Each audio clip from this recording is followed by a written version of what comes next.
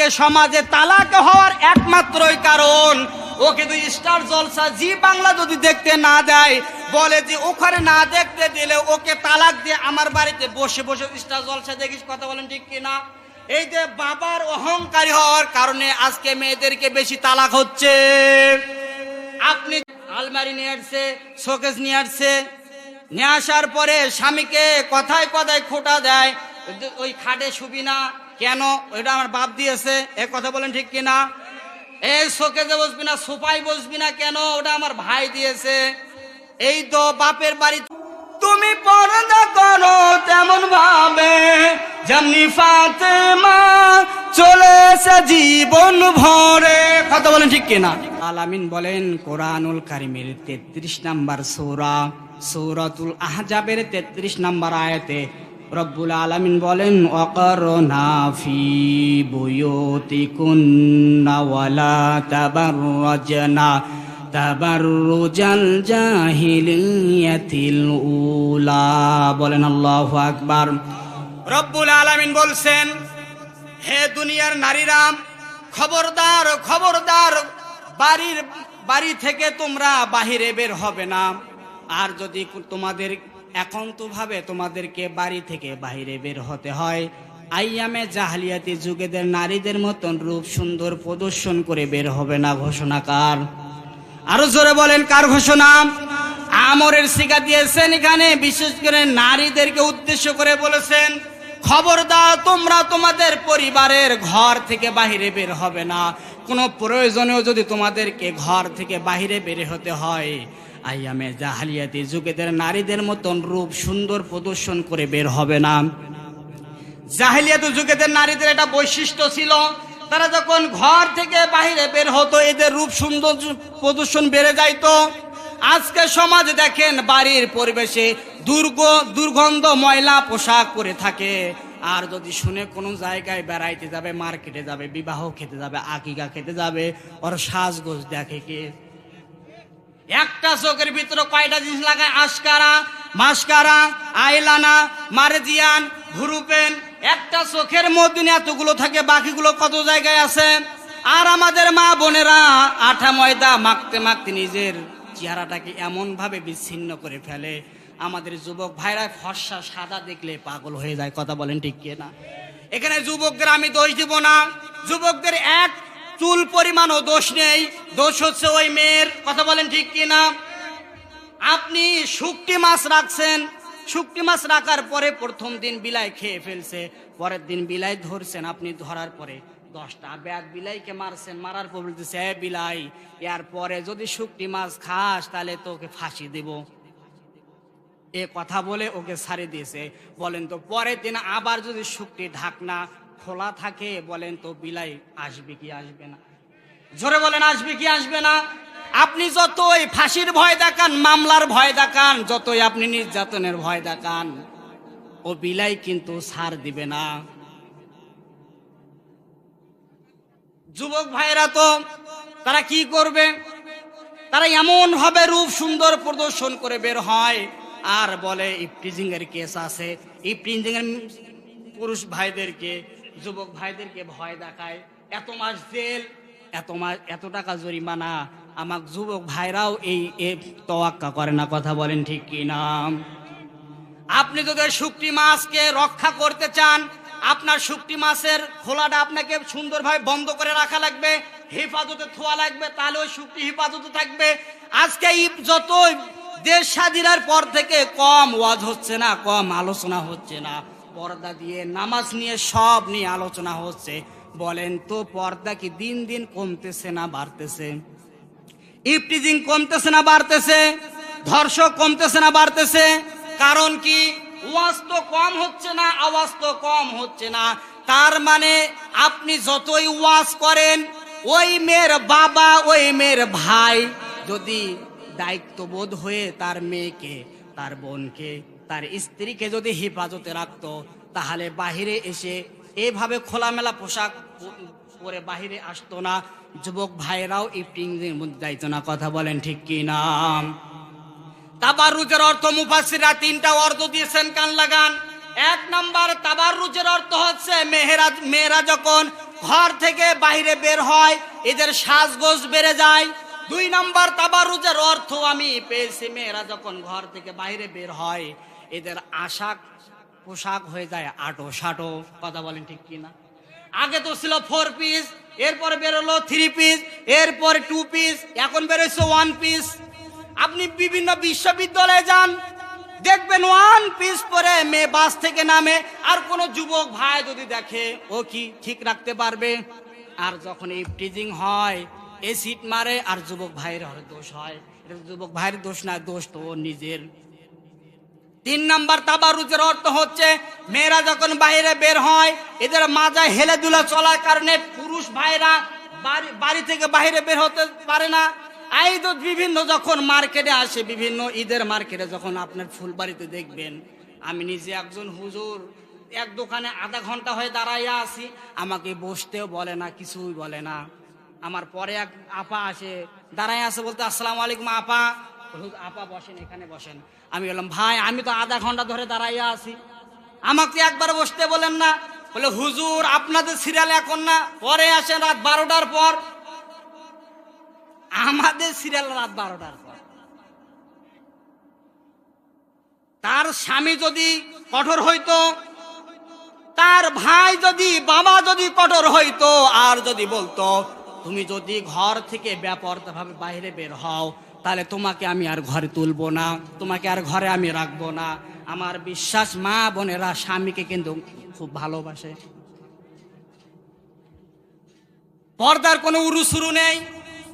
যে ভাই একটু বোরকা পরে, বোরকার মধ্যে চুমকি লাগায়, উমকি লাগায়, এমন হবে বোরকার মধ্যে চুমকি লাগায় মানে 1.5 মাইল দূর থেকে সূর্যের আলোর কারণে চকচক চকচক করে। কথা বলেন ঠিক কিনা? ওরে কি বোরকা না ফ্যাশন? বলেন। বোরকা আপনি পরবেন, আপনি খাদিজা রাদিয়াল্লাহু তাআলা আনহার জীবনী দেখেন, আপনি বিভিন্ন আসিয়া রাদিয়াল্লাহু তাআলা আনহার জীবনী দেখেন, তারা যে পর্দা করেছেন, বোরকা পরেছিলেন, ঢিলা ঢালা এমন বোরকা পরেছেন, ওই বোরকার ভিতরে 80 বছরের বুড়ি আছে না 16 বছরের যুবতী আছে, বোঝার কোনো উপায় ছিল না। আর আজ বর্তমানে দেখেন 16 বছরের মেয়েকে বোরকা পরায় না, 80 বছরের চাচি বোরকা পরে। এ কথা বলেন না কেন? কি আপনি বুঝাইতে চাচ্ছেন? আপনি একটা গাছ লাগান, আপনি এই যে সামনে যে গাছ, মোটা গাছ আছে, আপনি কালকে সকালবেলা যদি গাছটাকে বেড়া দিয়ে বাঁধেন, আর মা কোনো ভাই যদি বলে ভাই বেড়া দিচ্ছেন কেন, আপনি বলবেন যে ছাগল খাবে। মানুষ আপনাকে পাগল ছাড়া কিছু বলবে না, কারণ এই গাছ তো বড় হয়ে গেছে, খাওয়া কি আর না খাওয়ায় কি। আপনি যেন গাছকে রক্ষা করতে চান, ওই ছোট গাছ, জ্বালা গাছ আপনি গাড়ছেন, ওইটাকে ঘিরা করেন, ওইটাকে হেফাজত করেন, ওইটাই বড় হবে। কথা বলেন ঠিক কি না? 80 বছরের যুবতীর গায়ে বোরকা দিয়ে কোনো লাভ হবে না। আমি বলতেছি না যে বোরকা তারা পরবে না, আমি সেইটা বলতেছি না, বোরকা তারা পরবে, কিন্তু সব চাইতে এখন বর্তমান সমাজে ফরজে হয়েছে, এবং এইটা তো ফরজে আল্লাহ তাআলার কোরআনের আয়াত। আল্লাহ তাআলা যদি খবরদার বেপরোয়াভাবে বাইরে বের হও না, ঘর থেকে যদি বাইরে বের হতে হয় তোমার শরীরটাকে হেফাজত করে, তোমার শরীরটাকে এমন ভাবে আবৃত করে বের হও যাতে মানুষ তোমাকে বুঝতে না পারে। অনেক মা বোন আছে নামাজ পড়ে, রোজা রাখে, সব কিছু করে, কিন্তু পর্দার মধ্যে থাকতে চায় না। কথা বলেন ঠিক কি না? এজন্য কবি বলছেন, যদি পর্দায় থাকো গো কত সুন্দর লাগবে গো। কথা বলেন ঠিক কিনা? যদি পর্দায় থাকো গো কত ভালো দেখাবে গো। নামাজ পড়ো, রোজা রাখো, আর স্বামীর সেবা করো, কবর শান্তি পাবে, আবার জান্নাত পাবে গো। যদি পর্দায় থাকো গো কত সুন্দর লাগবে গো। যদি পর্দায় থাকো গো কত ভালো দেখাবে গো। তুমি পর্দা করো তেমন ভাবে যেমনি ফাতেমা চলেছে জীবন ভরে। কথা বলেন ঠিক কিনা? তুমি পর্দা করো তেমন ভাবে যেমনি ফাতেমা চলেছে জীবন ভরে। আল্লাহ তাআলার বিধান মতে যদি জীবনটাকে গরম, কবর শান্তি পাবে আবার মুক্তি পাবে গো। যদি পর্দায় থাকো গো কত সুন্দর লাগবে গো, যদি বুরকা পরো গো কত ভালো দেখাবে গো। তুমি হাসরে গো হবে আসামি, তবে পর্দায় থাকলে মুক্তি পাবে তুমি। কথা বলেন ঠিক কিনা? তুমি হাসরে সব কিছু আছে, তবুও স্বামীকে বলে এইটা লাগবে ওইটা লাগবে এইটা লাগবে। কথা বলেন ঠিক কিনা?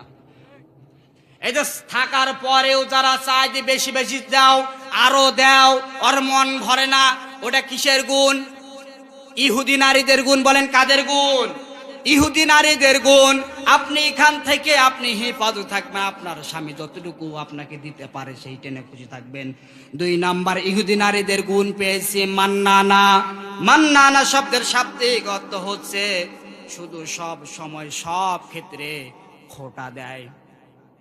বাপের বাড়ি থেকে সোফা নিয়ে আসছে, খাট নিয়ে আসছে, আলমারি নিয়ে আসছে, শোকেস নিয়ে আসছে, নিয়ে আসার পরে স্বামীকে কথায় কথায় খোটা দেয়, ওই খাটে শুবি না কেন, ওইটা আমার বাপ দিয়েছে। এ কথা বলেন ঠিক কিনা? এই শোকেসে বসবি না, সোফায় বসবি না কেন, ওটা আমার ভাই দিয়েছে। এই তো বাপের বাড়ি থেকে আনার পরেও যে স্বামীকে দিয়ে খোটা দেয়, এটা হচ্ছে ইহুদি নারীদের গুণ। আর আমার মনে হয় বাংলাদেশের সবচাইতে এটা বেশি। সম্মানিত মা বোনেরা, আপনি স্বামীকে খোটা দিবেন না, ছোট করবেন না। 3 নাম্বার ইহুদি নারীদের গুণ হচ্ছে হান্নানা। হান্নানা শব্দের অর্থ হচ্ছে স্বামীর খেদমত করতে চায় না, আরো স্বামীর খেদমত করে নেয়। কথা বলেন ঠিক কিনা? স্বামীর খেদমত করতে চায় না, স্বামীর কাছ থেকে খেদমত করে নেয়। আল্লাহর নিকট হযরতে খাদিজা রাদিয়াল্লাহু তাআলা আল্লাহর পক্ষ থেকে সালাম পেয়েছেন একটা কারণে, তিনি হচ্ছেন তার স্বামীকে সম্মান দিয়ে চলেছেন। কথা বলেন ঠিক কিনা? খাদিজা যখন রাসূল সাল্লাল্লাহু আলাইহি সাল্লামের সাথে বিবাহের আগে তার আরো 2 থেকে 3 জায়গায় বিবাহ হয়েছিল। তার বাপের একমাত্র তিনি কন্যা ছিলেন। এই বাপের সম্পদ, পরবর্তী 2টা স্বামীর সম্পদ, এই সব সম্পদ মিলে মক্কা আরবের ভূমিতে 10 জন যদি ধনট্টবান ব্যক্তি ছিলেন, তার মধ্যে খাদিজা রাদিয়াল্লাহু তাআলা আনহা ছিলেন। নবীকে বিয়ে করার পরে তার সমস্ত সম্পদ, সমস্ত টাকা পয়সা, সমস্ত সোনাদানা গহনা সবগুলো আল্লাহর রাস্তায় আল্লাহর রাহে ব্যয় করে দিয়েছেন। তাহলে খাদিজা এই জন্য আল্লাহর কাছ থেকে তিনি সালাম পেয়েছেন। আর ফাতেমা রাদিয়াল্লাহু তাআলা আনহা দেখেন স্বামীকে কত সম্মান করত, কত মর্যাদা করত। আল্লাহর নবী মুহাম্মদ পড়েন সাল্লাল্লাহু আলাইহি ওয়াসাল্লাম প্রায় মা আয়েশা রাদিয়াল্লাহু তাআলা আনহার বাড়িতে যাইতেন জোহরের পরে পরে। একদিন বাসায় গিয়ে ডাক দিচ্ছে, করার মধ্যে নাড়াচ্ছে আর বলতেছে, মা একটু দরজা খুলে একটু দেখা করব। ফাতেমা রাদিয়াল্লাহু তাআলা বলতেছে, বাবা আমি এমন ঘরে এমন ভাবে পোশাক পরে আছি, এই পোশাক পরে বাইরে বের হতে আমি পারবো না। কারণ আমি যেন বাইরে বের হয়, আমি যে পোশাকটা পরে আছি এই পোশাক দেখে হয়তো আমার স্বামীর উপর আপনার একটু মন খারাপ হবে। আপনি বলবেন কার কাছে আমার মেয়েটাকে দিয়েছি, ভালো নেই। আর আজকে সমাজে তালাক হওয়ার একমাত্রই কারণ, ওকে তুই স্টার জলসা জি বাংলা যদি দেখতে না দেয়, বলে যে ওখানে না দেখতে দিলে ওকে তালাক দিয়ে আমার বাড়িতে বসে বসে স্টার জলসা দেখিস। কথা বলেন ঠিক কিনা? এই যে বাবার অহংকারী হওয়ার কারণে আজকে মেয়েদেরকে বেশি তালাক হচ্ছে। আপনি যদি রাসূল সাল্লাল্লাহু আলাইহি সাল্লামের মতো বলতেন, মাফ ফাতেমা তুমি এতদিন আমার বাড়িতে ছিলে, আমার পরিবেশে ছিলে, এই যে নতুন এক জায়গায় যাচ্ছ, জানি না ওখানে গেলে কেমন ভাবে মেনে নিবে। খবরদার জায়েজ কোনো কাজে যেন আমার আলী তোমার কাছ থেকে আঘাত না পায়। জায়েজ কোনো কাজে যেন আমার আলী তোমার কাছ থেকে আঘাত না পায়। জায়েজ কোনো কাজে যদি আমার আলী তোমার কাছ থেকে আঘাত পায়, আমি নবীজি কথা দিচ্ছি, তুমি মারা গেলে আমি তোমার জানাজায় যাব না। কত বড় কথা বলেছেন। আর আজকে এরকম প্রত্যেকটা মেয়ের বাপ এবং মা যদি বিয়ের সময় যদি এই কথা বলতো, এ মা, আমার জামাইকে তুমি কষ্ট দিবা না, যদি কোনো জায়েজ কাজে তুমি আমার জামাইকে কষ্ট দাও, তোমার জায়গা আমার বাড়িতে হবে না, আমার মনে হয় কোনো মা বোনদের তালাক হইতো না। কথা বলেন ঠিক কি না? এরপরে 5 নাম্বার পেয়েছি হাদ্দাকা। হাদ্দাকা স্বামী, হাদ্দাকা শব্দের অর্থ হচ্ছে স্বামীকে পছন্দ করতে চায় না, স্বামীর জিনিসের কোনো তাওয়াক্কা করে না, স্বামী যে একটা জিনিস কিনে আনছে এটাকে পছন্দ করে না। এটা ইহুদি নারীদের গুণ। কি বলেন, কিসের গুণ? আর বলেন কিসের গুণ? ইহুদি নারীদের গুণ। স্বামী একটা জিনিস কিনে আনছে স্ত্রীর জন্য, স্ত্রী পছন্দ করতে চায় না। কথা বলেন ঠিক কিনা?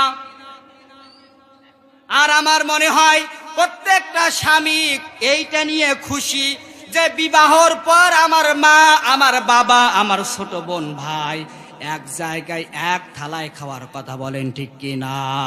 কিন্তু অনেক মা বোন আছে তারা চায় না যে তার বাবা, তার মা, তার ভাই, তার বোন একসঙ্গে খাক। কথা বলেন ঠিক কিনা? বিয়ের পর শুধু ঘুতায়, শুধু ঘুতা দেয় যে তুমি যদি তোমার বাপ মাকে আলাদা করে না দাও তাহলে আমি তোমার সংসার করব না। কথা বলেন ঠিক কিনা? এরকম মেয়ে তো নেই। এটা হচ্ছে ইহুদি নারীদের গুণ। এই জন্য অনেক স্বামী দেখবেন বিয়ের পরে মা বাবাকে ভুলে যায়, মা বাবার খেজমত করতে চায় না, মা বাবাকে দেখে না। একটাই কারণ হচ্ছে ওর স্ত্রী তাকে ঘুতাঘুতি করে। 5 নাম্বার ইহুদি নারীদের বৈশিষ্ট্য গুণ পেয়েছি হাদ্দাকা, যারা স্বামীর পছন্দের গুরুত্ব দেয় না। সম্মানিত মা বোনেরা, আমি আপনাদেরকে ভালোবাসি, আমি আপনাদেরকে সম্মান করি, আমি আপনাদের ছেলে, ভাই অথবা ভাতিজার বয়সের।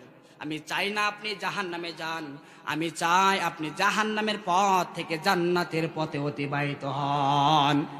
এই জন্য সম্মানিত মা বোনেরা, আমার কথায় আপনারা মন খারাপ করবেন না। আমি আপনাদেরকে জাহান্নাম থেকে বাঁচানোর জন্যই আমি কথাগুলো বলছি। যদি আপনার মধ্যে এই গুণগুলো থাকে, আপনি নামাজ পড়লে আপনার নামাজ আল্লাহ নিবে না, হজ করলে হজ নিবে না, রোজা করলে আল্লাহ তাআলা রোজা নিবে না, কারণ ইহুদির বৈশিষ্ট্য গুণ আপনার মধ্যে আছে। আমি যে হাদিসটি বললাম, মান তাশাব্বা ফাহুয়া মিনহুম, দুনিয়ার ময়দানে যার সঙ্গে যার সম্পর্ক ভালো, কঠিন কিয়ামতের ময়দানে তার সঙ্গে হিসাব হবে। আপনার সম্পর্ক যদি হয় ওলামায়ে কেরামদের সাথে, আপনার সম্পর্ক যদি হয় কোরআনওয়ালাদের সঙ্গে, কাল কঠিন কিয়ামতের ময়দানে আপনার হিসাব হবে কোরআনওয়ালাদের সঙ্গে। কথা বলেন ঠিক কি না? আর দুনিয়ার ময়দানে আপনার সম্পর্ক যদি হয় তারিখের সাথে, গাঁজাখোরের সাথে, ইয়াবাখোরের সাথে, আর ও যদি জাহান্নামে যায় আপনি তো জান্নাতে যাবেন, ও যদি যায় জাহান্নামে আপনাকেও জাহান্নামে যাওয়া লাগবে। আমি যেটা বুঝাতে যাচ্ছি, অনেক ভাই আছে বিয়ের পরে মা বাবাকে দেখতে চায় না, মা বাবাকে খরচ দেয় না, মা বাবাকে অবহেলিত করে। খবরদার, আপনি যদি বড় হতে চান, সামনে যদি আপনি অগ্রসর হতে চান, আপনার মা এবং বাবার দোয়ার প্রয়োজন আছে। কথা বলেন ঠিক কি না?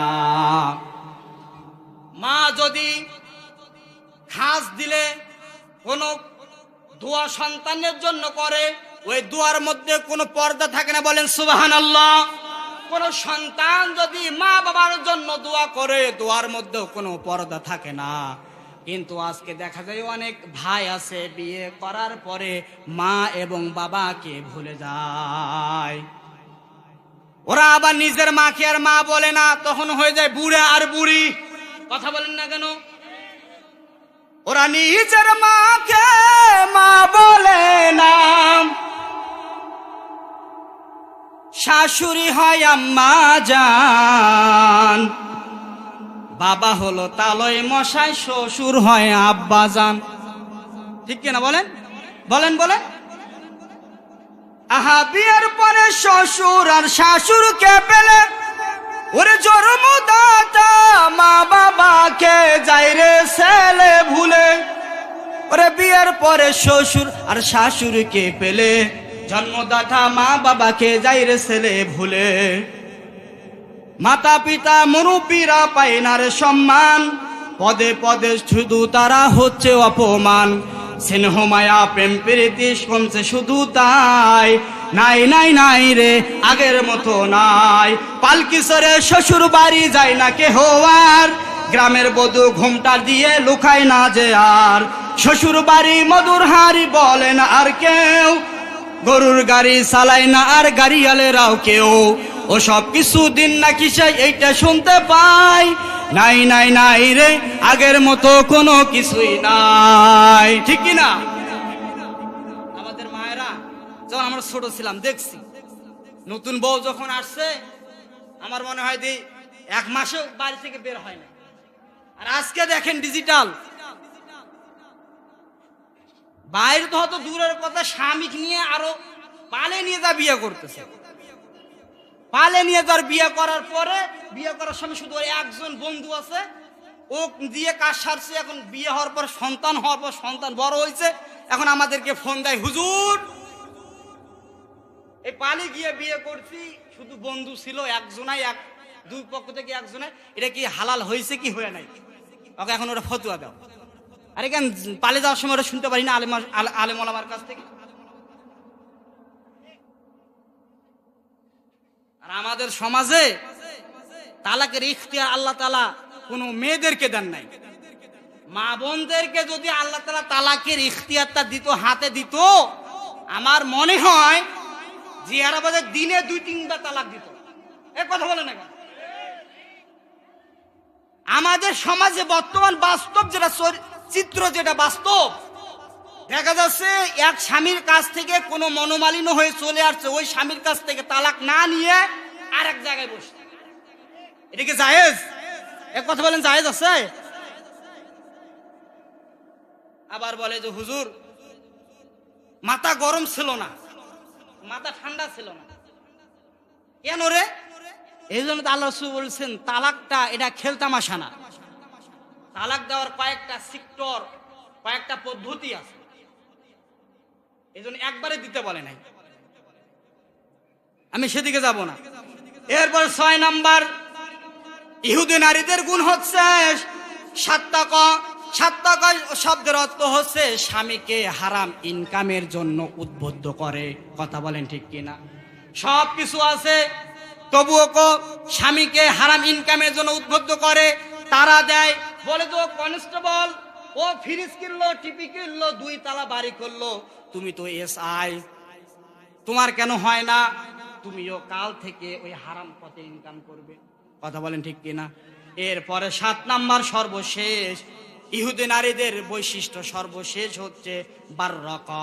বাররাকা শব্দের শাব্দিক অর্থ হচ্ছে মাঝে মাঝে স্বামীকে ধরে মারে। মানে এদিকে হয় না, তাহলে আপনাদের আওয়াজ বোঝা যাচ্ছে তো হয় না।